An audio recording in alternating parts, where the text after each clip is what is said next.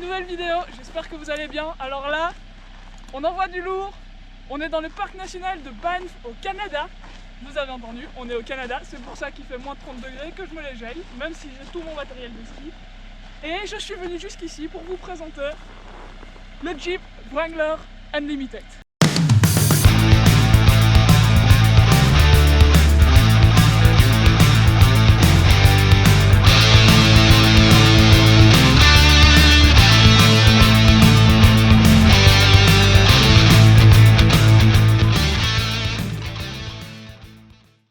Je sais pas si on dit Wrangler ou Wrangler ou whatever, mais là voilà. On va faire une petite découverte de cette bête, évidemment dans des conditions qui sont optimales pour ce genre de voiture, puisque il y a de la neige partout. Comme vous voyez, elle a déjà un peu roulé. Je ne l'ai pas nettoyée pour faire la présentation parce que je trouve que c'est son élément naturel, quoi. C'est pas une Lamborghini, donc autant l'utiliser pour ce pourquoi elle a été faite. Surtout que vous allez voir dans cette vidéo, c'est une voiture sans compromis. Allez, venez voir de plus près. Alors, tout de suite, on la reconnaît, hein, une Jeep Wrangler. Dès qu'on en croise une sur l'autoroute, et je peux vous dire qu'ici on en croise beaucoup, que ce soit sur l'autoroute, sur les petites routes, on la reconnaît parce qu'elle a cette gueule reconnaissable de Jeep, ces deux grands beaux yeux là, ce super gros pare-choc. Bon, c'est du plastique, mais bon, c'est pas grave parce que c'est des voitures qui finalement sont pas si chères que ça. J'aurais regardé un petit peu les prix en Belgique, mais je crois qu'on peut quand même en avoir une pour moins de 50 000 €, donc ça reste encore des voitures abordables. On a, regardez cette garde au sol quoi, les pneus sont énormes, donc là on est sur des pneus, all season, des Bridgestone, et franchement jusqu'à maintenant ça fait nickel le taf, pas de problème à signaler à ce niveau là. Et donc comme vous voyez on a de la marge si jamais on doit passer dans des endroits un petit peu des ornières et des choses comme ça, ça passe. Alors, ici on est sur une édition Sahara, et ben je n'ai aucune idée de ce que ça veut dire.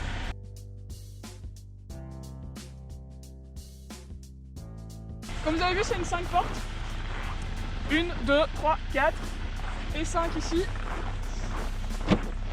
Avec le classique haillon qui s'ouvre à la Jeep. Hein, et un bon espace à l'arrière pour mettre du matos. On peut mettre facilement 4-5 personnes dans la voiture et les bagages, etc. Après, si vous allez skier, il faudra peut-être un petit peu faire passer les skis au milieu de tout le monde. Hop. Elle est grande quand même. Hein. Quand je fais quand même 1m84. C'est grand. Bon, maintenant je sais que ce que vous avez envie de voir, c'est comment ça roule. Alors, en route!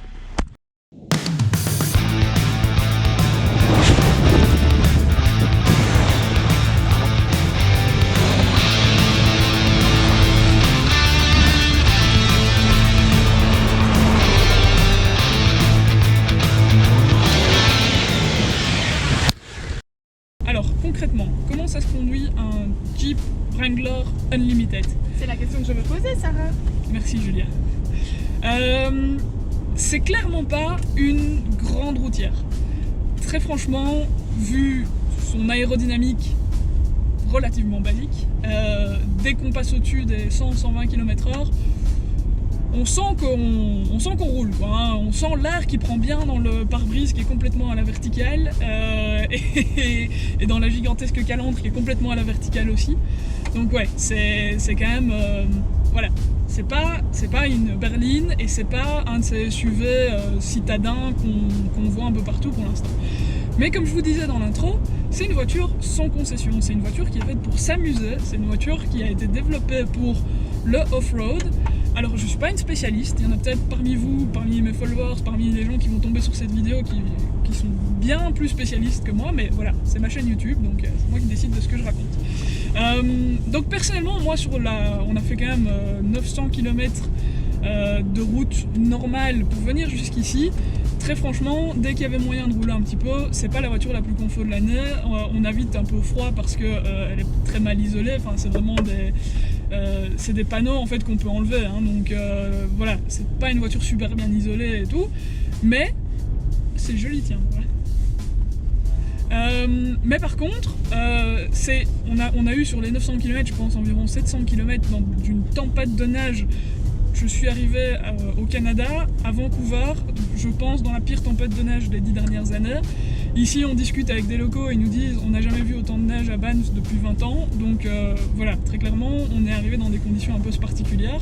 Et ça en fait franchement c'est vraiment hyper bien pour cette voiture. Donc il y a un système de transmission qui peut être en 4 roues motrices, soit longue, soit courte. Donc si jamais vraiment vous êtes dans du pur franchissement, vous pouvez utiliser les 4 roues motrices courtes. Moi personnellement j'ai roulé pratiquement tout le temps en 4 roues motrices longues, puisque là forcément c'est pour les plus longues distances c'est parfait. Et ici je roule là pour l'instant vraiment sur de la glace et j'ai absolument aucun problème de traction. Le traction control fait très bien son boulot, donc aucun problème. On a aussi un système neutre qui permet en fait de désolidariser les différentes roues. Personnellement, je ne sais pas comment ça fonctionne, je ne l'ai pas utilisé, je crois que ça c'est vraiment quelque chose de pur franchissement quand vous êtes sur des rochers en équilibre, enfin des choses comme ça, mais ça c'est vraiment pas mon domaine, donc je laisse ça aux spécialistes. Et alors, il y a un système de roues motrices propulsion qui est très amusant pour faire des petites bêtises dans la neige et des petits donuts. Il est possible de débrancher complètement le traction control, que ce soit en 2 roues motrices ou en 4 roues motrices. Et en fait, je regardais un petit peu le manuel d'utilisation de cette voiture. Et donc, ils disent, voilà, en conditions temps sec, longue distance, longue route, ils recommandent en fait de se mettre en propulsion, en 2 roues motrices plutôt qu'en 4 roues motrices. Donc, voilà. Ça, c'est pour le point de vue technique. On est sur un moteur 2 litres turbo qui développe 270 chevaux. C'est pas forcément une voiture super sportive. Il y a un bon couple, franchement il y a moyen de bien accélérer, de sentir la puissance de la voiture. C'est pas si lourd que ça, parce que justement c'est pas une voiture isolée et construite comme les grosses berlines et les gros SUV. Quand on voit par exemple le Urus qui fait plus de 2 tonnes, on n'est pas du tout sur ça. Mais par contre niveau puissance, ouais, franchement on est quand même en dessous. Mais disons que c'est assez pour s'amuser. Il existe aussi un moteur version 3,6 litres. Ça doit être un peu plus amusant forcément, mais bon, ici, pour ce qu'on avait à faire, c'était très bien. Niveau conso, c'est en fait étrangement assez raisonnable pour la route normale. En venant ici, on a quand même roulé dans des conditions qui sont pas optimales pour la conso et on était sur du 10 litres au 100.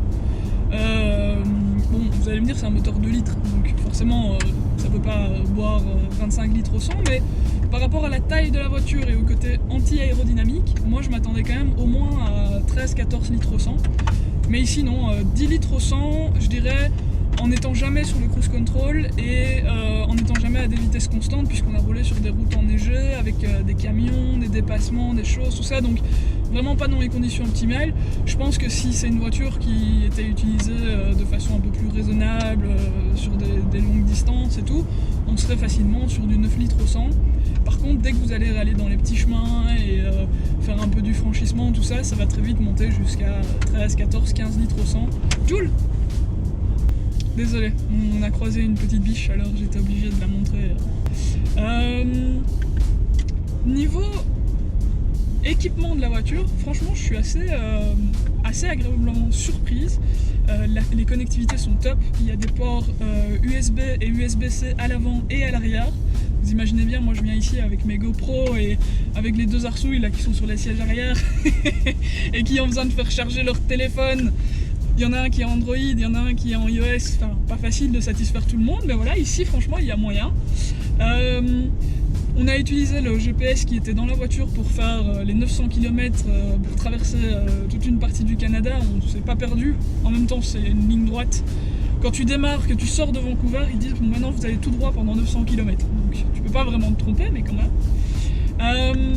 Il y a l'Apple CarPlay, ce qui je trouve est devenu presque indispensable dans les voitures modernes. Si vous avez un iPhone, c'est quand même très pratique d'avoir Google Maps, Waze et tout ça, d'avoir vos messages qui s'affichent directement, qui peuvent être lus par la voiture, tout ça, c'est très chouette.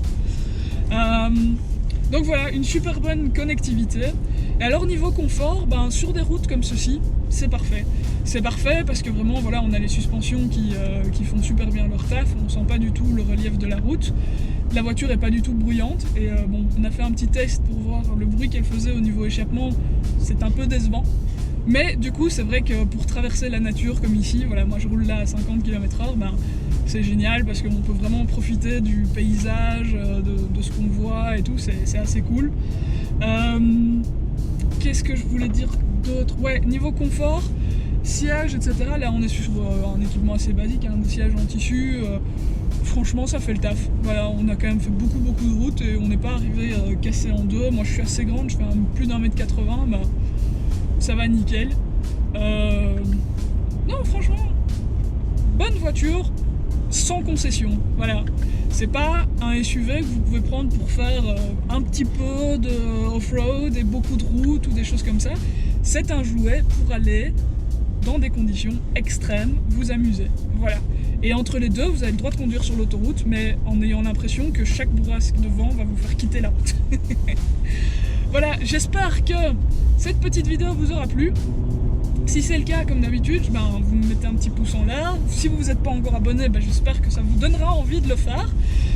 Vous êtes nombreux à être nouveaux sur ma chaîne et je vous remercie de prendre le temps de voir cette vidéo.